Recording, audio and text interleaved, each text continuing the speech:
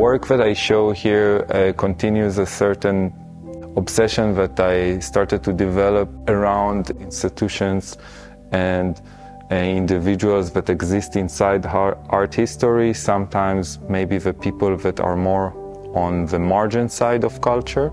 Here, my main crime scene was the XXVII, the State Art Collection of Dresden, that contains very impressive and interesting 15 museums of different sort, but mainly its architecture is dominant by Baroque presence.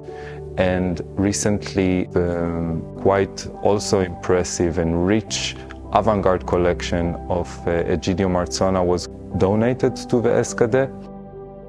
The work that I show here is basically synthesizing two elements. One, you can see red rare corals. As we know, corals are actually animals and they are not stones.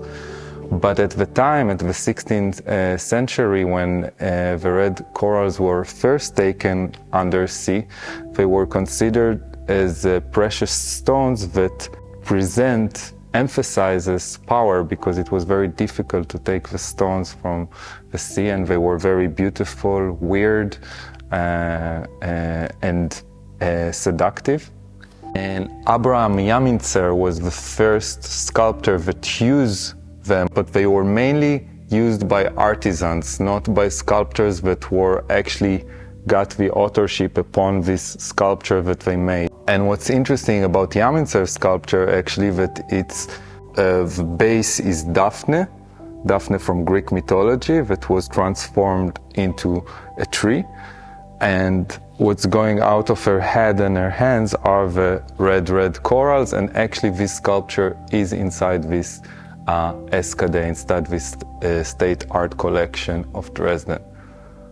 Cut to the 20th century, I looked for other non-authored work inside the XXVII, inside the Archive de l'Avant-Garde, and the objects that interest me the most is pictures from demonstrations and protests of West Germany in solidarity with East German values during the time.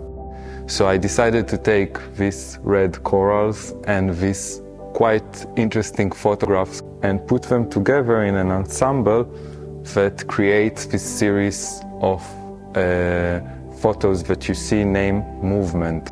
And the sculpture that we see inside the show, it's actually the lower part of the sculpture is inspired by these red corals, but now it's made out of bronze and plated in silver. And the upper part, the head that you see, is the Soviet sickle that we know so well, probably one of the main tropes and icons of the avant-garde of the 20th century.